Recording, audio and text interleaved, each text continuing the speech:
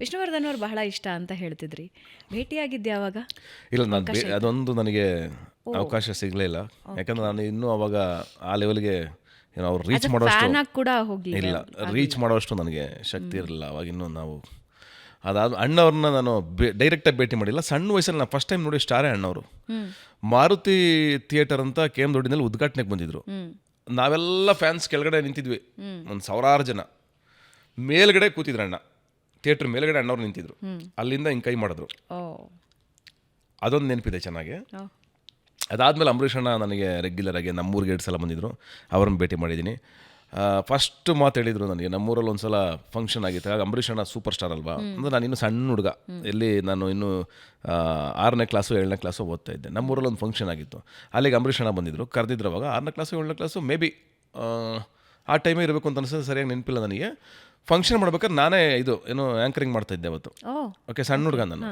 ಅದಾದ್ಮೇಲೆ ನಾನು ಎಲ್ರಿಗೂ ಇವ್ರು ಬಂದಿದ್ದಾರೆ, ಅವ್ರಿಗೆ ಸ್ವಾಗತ, ಇವ್ರಿಗೆ ಸ್ವಾಗತ, ಇವ್ರಿಗೆ ಸ್ವಾಗತ ಅಂತ ಹೇಳ್ತಾನೆ ಇದ್ದೆ. ಕರೆದ್ರು ಬಾಯಿಲಿ ಅಂತಂದ್ರು. ಅಣ್ಣ ಅಂತ ಹೋದೆ. ನಿಮ್ಮೂರಲ್ಲಿ ಎಷ್ಟು ಜನ ಅವರು, ಊರವ್ರಿಗೆಲ್ಲ ಸ್ವಾಗತ ಹೇಳ್ತೀಯಲ್ಲೋ, ಹೇಳಿ ಮುಗಿಸಲ್ಲೋ ಅಂತಂದ್ರು. ಆಯ್ತಣ್ಣ ಅಂದ್ಬಿಟ್ಟು ಟಪ್ಪ ಅಂತ ಎಲ್ರಿಗೂ ಸ್ವಾಗತ ಅಂತಂದು. ಅಲ್ಲಿ ಫಸ್ಟ್ ಟೈಮ್ ಅವ್ರ ವಾಯ್ಸ್ ನನ್ನ ಕಿವಿಗೆ ಬಿದ್ದಿದ್ದು.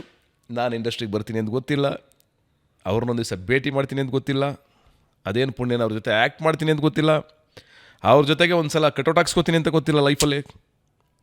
ಅದು ಯಾವುದೂ ಗೊತ್ತಿಲ್ಲ. ಅಂದರೆ ಅದಕ್ಕೆ ಹೇಳ್ತಾರೆ, ಬೆಟ್ಟದ ನೆಲ್ಲಿಕಾಯಿ ಸಮುದ್ರದೊಳಗಣ ಉಪ್ಪು, ಎತ್ತನಿಂದ ಎತ್ತ ಸಂಬಂಧವಯ್ಯ ಅಂತ. ಡೀಪೆಸ್ಟ್ ಕನಸುಗಳು ಯಾವಾಗಲೂ ನಿಜ ಆಗುತ್ತಂತೆ ಜೀವನದಲ್ಲಿ. ಅಂದರೆ ಅದನ್ನು ಕನಸು ಅಂತ ಕಾಣೋದಲ್ಲ, ಯಾವಾಗಲೂ ಯಾವುದೋ ಒಂದು ಕ್ಷಣದಲ್ಲಿ ಮನಸ್ಸಿನಲ್ಲಿ ಹೊಕ್ಕಿಬಿಡುತ್ತಂಥದ್ದು. ಆಮೇಲೆ ನಿಮಗೆ ಮೇಲ್ಮನಸ್ಸಿಗೆ ಅದು ನೆನಪಿರುತ್ತೋ ಇಲ್ವೋ ಗೊತ್ತಿಲ್ಲ, ಆದರೆ ಒಳ ಮನಸ್ಸಿಗೆ ಯಾವುದೋ ಒಂದು ಕ್ಷಣದಲ್ಲಿ ಹಾಕಿದ ಒಂದು ವಿಷಯ ಲೈಫಲ್ಲಿ ಯಾವುದೋ ಒಂದು ದಿನ ನಿಜ ಆಗುತ್ತಂತೆ. ಸೊ ನಿಮ್ಮದು ಹಾಗೇನಾದರೂ ಕನಸು ಯಾವತ್ತಾದರೂ ನಾನೊಬ್ಬ ಹೀರೋ ಆಗಬೇಕು? ಲೈಫ್ ಇಷ್ಟೇ ಆದಮೇಲೆ ನಾನು ಯೋಗರಾಜ್ ಸರ್ ಆಫೀಸ್ ಹತ್ರ ನಿಂತಿದ್ದೆ. ಅಲ್ಲೊಂದು ಟೀ ಕುಡಿತಾ, ಟೀ ಅಂಗಡಿ ಇತ್ತು, ರೆಗ್ಯುಲರಾಗಿ ಟೀ ಕುಡಿತಾ ಇರ್ತೀವಿ. ಅದು ನಿಂತಿರ್ಬೇಕಾದ್ರೆ ಒಬ್ಬ ವ್ಯಕ್ತಿ ಬಂದ್ಬಿಟ್ಟು, ಅದು ಯಾರೋ ಒಂದು ಗೊತ್ತಿಲ್ಲ ನನಗೆ, ನೆನಪಿಲ್ಲ. ಒಬ್ಬರು ಫ್ಯಾನ್, ನಿಮ್ಮ ಸಿನಿಮಾ ನೋಡಿದೆ, ನಿಮ್ಮನ್ನು ಫಾಲೋ ಮಾಡ್ತಾ ಇದ್ದೀನಿ, ಮನಸಾರೆ ನೋಡಿದ್ದೀನಿ, ಪಂಚರಂಗಿ ನೋಡಿದ್ದೀನಿ, ಇದನ್ನು ನೋಡಿದ್ದೀನಿ, 4-5 ಸಿನಿಮಾ ನೋಡಿದೆ, ನೀವು ಯಾವ ಹೀರೋ ಕಮ್ಮಿ ಇಲ್ಲ, ಅಷ್ಟು ಚೆನ್ನಾಗಿ ಆ್ಯಕ್ಟ್ ಮಾಡ್ತೀರಾ, ನೀವು ಯಾಕೆ ಹೀರೋ ಆಗಬಾರ್ದು ಅಂತಂದರು. ನನ್ನೊಳಗಡೆ ಇದ್ರೂ ಅಲ್ಲಿಂದ ತುಂಬ ಜಾಗೃತಿ ಆಯ್ತಾ ಹೋಯ್ತು. ಅಂದರೆ ಹೌದಲ್ವಾ, ನಾನು ಟ್ರೈ ಮಾಡ್ಬೋದಲ್ವಾ, ನಾನು ಆಗ್ಬೋದಲ್ವಾ ಅಂತ ಒಂದು ಸಲ ಕನಸು ಹುಟ್ಟಕ್ಕೆ ಶುರುವಾಯಿತು. ಅಲ್ಲಿಂದ ಸುಮಾರು ಜನ ನನಗೆ ಸಿಕ್ತವ್ರು ಹೇಳೋರು, ಹೀರೋ ಆಗಿ ಮಾಡಿ ಅಂತ. ಅಂದರೆ ಜನಗಳೇ ನನಗೆ ಹೇಳಿದ್ದೆ, ಆ್ಯಕ್ಚುಲಿ ತುಂಬ ಸ್ಟ್ರಾಂಗ್ ಮಾಡಿದ್ದು ನನಗೆ. ಅದಾದಮೇಲೆ ಅದೇನೋ ಗೊತ್ತಿಲ್ಲ, ನಾನು ನಂಬ್ಕೊಳ್ಳೋಕೆ ಶುರುವಾದೆ, ನಾನು ಹೀರೋ ಆಗ್ತೀನಿ, ನಾನು ಹೀರೋ ಆಗಿ ಮಾಡಬೇಕು ಅಂತ. ಅದಕ್ಕೆ ತಕ್ಕಂತೆ ಅಣ್ಣ ಬಾಂಡ್ ಮಾಡಿದೆ. ಲೈಫ್ ಇಷ್ಟೇ ಮಾಡಿದ್ಮೇಲೆ ಯೋಗರಾಜ್ ಸರ್ಗೆ ನನ್ನ ಮೇಲೆ ತುಂಬ ಪ್ರೀತಿ ಇತ್ತು. ಅದಕ್ಕೆ ಡ್ರಾಮಾದಲ್ಲಿ ಒಂದು ದೊಡ್ಡ ಆಪರ್ಚುನಿಟಿ ಕೊಟ್ಟರು.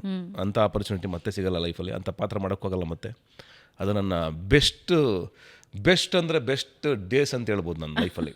ಡ್ರಾಮಾ, ಲೂಸಿಯಾ, ಅಲ್ಲಿಂದ ಪವನ್ನು ನನ್ನ ಹೀರೋ ಮಾಡಿದ್ದಾಗ್ಬೋದು, ಲೂಸಿಯಾಗೆ. ಇವೆಲ್ಲವೂ ನನ್ನ ಏನಂತಾರೆ ಸಂಭ್ರಮದ ದಿನಗಳು. ಅಂದರೆ ಯಾಕೆಂದರೆ ಈಗ ಆಲ್ರೆಡಿ ಹೀರೋ ಆಗಿ ಜರ್ನಿಯಾಗಿ 10 ವರ್ಷ ಆಗೋಯ್ತು. 2013 ಅಂದರೆ 13 ವರ್ಷ ಆಯಿತು. ಈಗ ರೆಗ್ಯುಲರ್ ರೊಟೀನ್ ಆಗಿದೆ. ಬಟ್ ಅದು ರೊಟೀನ್ ಅಲ್ಲ, ನಾನು ಹೀರೋ ಆಗ್ತಾಯಿದ್ದೀನಿ ಫಸ್ಟ್ ಟೈಮ್ ಅನ್ನೋದೇ ಒಂದು ವಾವಲ್ವ ಅದು ನಮಗೆ. ಎಷ್ಟು ಜನ ಹೀರೋಗಳ ಮಧ್ಯೆ ಎಂತೆಂಥ ಹೀರೋಗಳು ಬಂದು ಹೋಗಿದ್ದಾರೆ ಈ ಇಂಡಸ್ಟ್ರಿಗೆ. ಅದ್ರ ಮಧ್ಯೆ ನನಗೊಂದು ಚಾನ್ಸ್ ಸಿಗ್ತಾ ಇದೆ ಅನ್ನೋದು. ಯಾವುದೋ ಊರಿಂದ ಬಂದು ಏನೋ ಸುಮ್ಮನೆ ಯಾವ ಬ್ಯಾಕ್ಗ್ರೌಂಡ್ ಇಲ್ದೇ, 1 ರೂಪಾಯಿ ಇಲ್ದೇ ಬ್ಯಾಗ್ ಹಾಕೊಂಡ್ಬಂದು ಸುಮ್ಮನೆ ಯಾವ ಸಪೋರ್ಟ್ ಇಲ್ದೇ ಬಂದು ಈ ಊರೊಳಗಡೆ ಈ ಜನ ಕೊಟ್ಟಿದ್ದು ನಮ್ಮದು ಅಂತ ಒಂದು ಕಟೌಟ್ ಬೆಳೆದಾಯ್ತಲ್ಲ, ಅದು ನನ್ನ ಇಡೀ ಬದುಕನ್ನ ಆ ಟೈಮಲ್ಲಿ ಸೆಲೆಬ್ರೇಷನಲ್ಲೇ ಕಳೆದ್ಬಿಟ್ಟಿದ್ದೀನಿ. ಅದು ನನಗೆ ಏನಾರ ಒಂಚೂರು ಖುಷಿ ಅದನ್ನ ಸೆಲೆಬ್ರೇಟ್ ಮಾಡ್ತೀನಿ ನನ್ನ ಲೈಫ್ನ, ಇವಾಗಲೂ ಅಷ್ಟೇ. ನನಗೆ ಅದು ಭಾಳ ಇಷ್ಟ. ನಾನು ನನ್ನ ಸ್ನೇಹಿತರು, ನಮ್ಮ ಮನೆಯವರು ಸೆಲೆಬ್ರೇಟ್ ಮಾಡ್ತೀವಿ ನಾವು ಲೈಫ್ನ. ಅಂದರೆ we have to celebrate life ಅನ್ನೋದೇ ಹಾಗೆ. ವಿಷಯನೂ you celebrate. Yeah, of course celebrate ಮಾಡಬೇಕು.